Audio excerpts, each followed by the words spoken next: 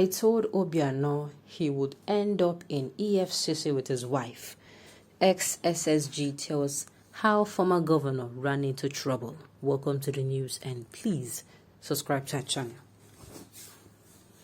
A former secretary to the Anambra government has revealed how former governor Obiano ran into troubled waters. Obiano was arrested and detained by the Economic and Financial Crimes Commission (EFCC) on the day he handed over to the new governor, Charles Chukwuma Soludo. The former governor, released after 1 week in detention, was arrested at the airport on his way out of the country.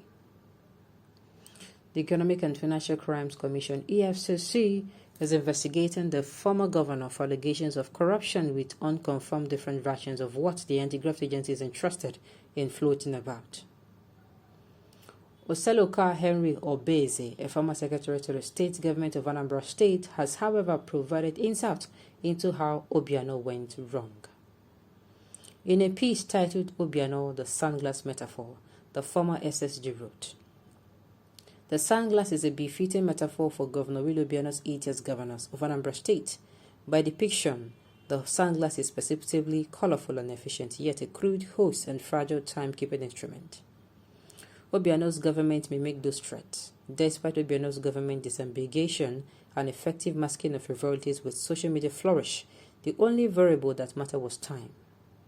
In the fullness of time and by constitutional dictate, time ran out for Obiano. His satellites came crashing, proving the transient nature of power and Plato's contention that the measure of a man is what he does with power." Predictably, some trenchant apologists for Obiano's government, whose unbridled tongues chanted "Willie is working," were among the first to chant "Good Villains." I am averse to gloating over another's misfortune, but on this particular issue, I was and remain an interested party. Anambra is my home state and I am invested in her well-being. I served and I live in Anambra by choice. Undoubtedly, Obiano misruled Anambra.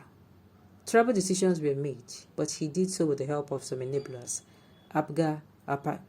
apparatchiks, some Anambra political elite, clergy, traditional rulers, sycophants, etc. As Obiano's government's process unfolded, there were discernible movements without telling progress, as state resources were symmetrically siphoned from one spectrum to the other, from both public to private coffers. Lamentably, when Anambra was being madly misgoverned, those who should have spoken up failed to speak the truth to power or to tell Governor Obiano the inconvenient truth, lest they lose access to their power or beneficent largesse deriving therefrom. These people obviously were not attuned to Martin Luther King's admonishment that the ultimate measure of a man is not where he stands in moments of comfort and convenience, but where he stands in times of challenge and controversy. When I left the Obiano government on 8 June 2015, I knew that his 15-month-old government was derailing. The telltale signs were obvious. Impeachable acts combined freely with grand larceny. In the latter part of 2016, I made public my intention to challenge Obiano for the governorship. On 20 December 2016, Obiano, through a Catholic priest close to him, offered an interlocutor a mind-boggling sum to get me to stand down. The offer was rejected. My position, Anambra was not for sale and certainly was not Obiano's to sell.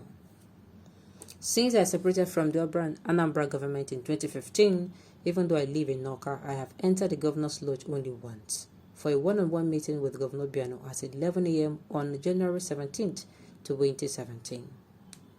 At that meeting, I told Governor Obiano why I was challenging him.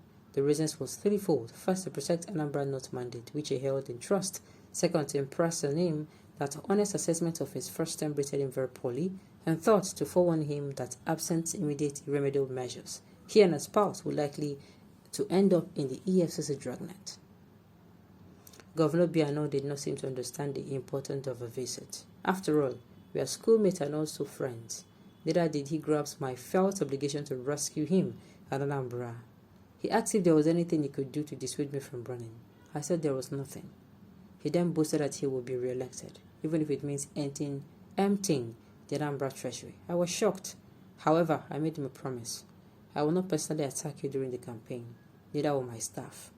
Also, if you win re-election, I will not publicly comment on your activities of your government for good or for bad. On that note, we parted company. He was re-elected. I kept my promise.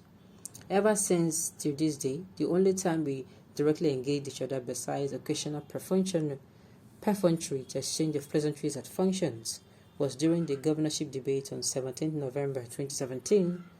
During that debate, when I said the Obiano'S government was the most physically reckless in Anambra State history, it was no hyperbole. Obiano inherited over 75 billion naira and 2 trillion in revenue, but left Anambra State an estimated 400 million in cash reserve and 109 billion in debt, plus other contingent liability.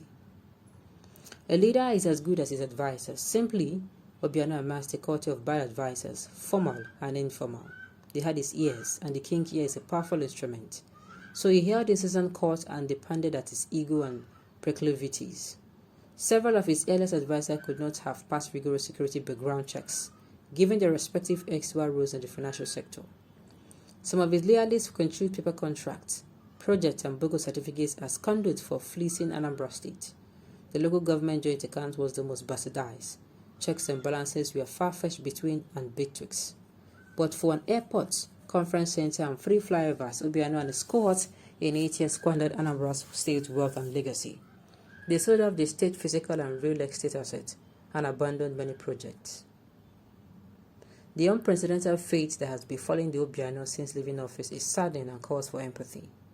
It was all avoidable, but most of Obiano's king's men and miners would not think otherwise. Most knew little or nothing about good governance, and nepotism and groupthink mentality rendered them unresponsive to good governance, tutelage, or due process.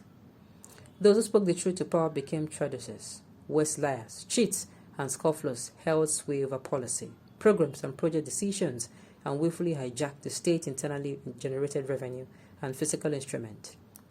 Under Obiano's watch, various communities were put under via meddlesome executing fiat. State security was achieved at extraordinary cost. I don't know if history will be kind to Governor Obiano or as unkind as it had been to Governor Chinwoke Mbadenoju. But I'm conscious that the enmity of fate that has befallen Anambra will unfold slowly. While the visible, broken, and descriptive infrastructures are evident, the moral and physical rot are more insidious. A popular Anambra State Catholic priest once said, when asked me in a closed-door meeting, why I always sounded angry when I spoke about Obiano's government feelings, I told him it was nothing personal, but that if he knew what I knew about Obiano's degenerate governance modalities, he would also be justifiably angry. The collective anger is already manifesting. Okay, on this note, we've come to the end of the news. We say thank you for tuning in to listen. Until I come your way next time, enjoy the rest of the day.